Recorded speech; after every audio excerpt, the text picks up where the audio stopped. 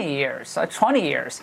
Now they're using Democrat talking points on impeachment. The media is, of course, eating this up. It's so predictable. It's almost boring.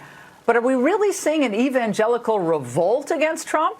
Joining me now exclusively, Ralph Reed, chairman of the Faith and Freedom Coalition. Ralph, can you be an evangelical and support President Trump, given, as Mark Galli contested, the president is of such questionable moral character, blah, blah, blah? You know, I think they may want to change the name of the magazine to Christianity Yesterday, because you can't imagine a publication more out of step with the faith community that it once represented. Laura, President Trump received 81% of the votes of evangelicals 4 years ago, the highest ever recorded. His job approval, according to a recent poll by my organization, Faith and Freedom Coalition, among U.S. evangelicals stands at 83%. That's an historic high. And 99% of conservative evangelicals, according to the Public Religion Research Institute, oppose impeachment. And I don't know this editor. He's got one foot out the door. He's leaving on January 3rd. So this is sort of a, kind of a parting shot by him.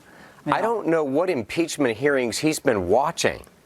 I mean, the one fact witness, the only fact witness, Ambassador Gordon Sondland, admitted that no one told him that the aid was being withheld in exchange for investigations, admitted that it was all based on his presumption. Yeah. I mean, I'm not interested. I mean, this is supposed to be a publication about saving souls, I would imagine, right? But he decided to make it all about politics, which, okay, if you're going to do that, you ought to get it right. And you're right, he got it wrong. But the media are lapping this up, Ralph, for obvious reasons. Sure. Check out what Chuck Todd said today with historian John Meacham. President Trump essentially said, look what I've done for you.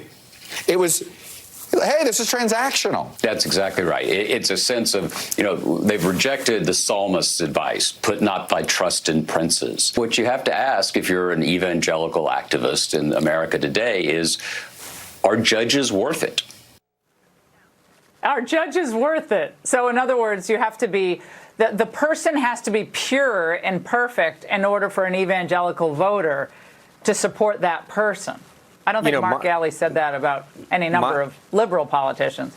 Yeah, my reading of Scripture is that we're supposed to render honor to whom is due honor, custom to whom custom. And when you have a leader like Donald Trump, who is the most pro-life president in our lifetimes, who is the most pro-religious freedom president in our lifetimes, suspending enforcement of the Johnson Amendment so our churches are no longer persecuted and harassed, ending the conscience mandates under which the Obama administration dragged the Little Sisters of the Poor and Hobby Lobby into courts, the most pro-Israel president in American history. No, it's not even close. It's not even close. And then for them to say that it's transactional for us to support that moral good is insulting to our faith and our good judgment.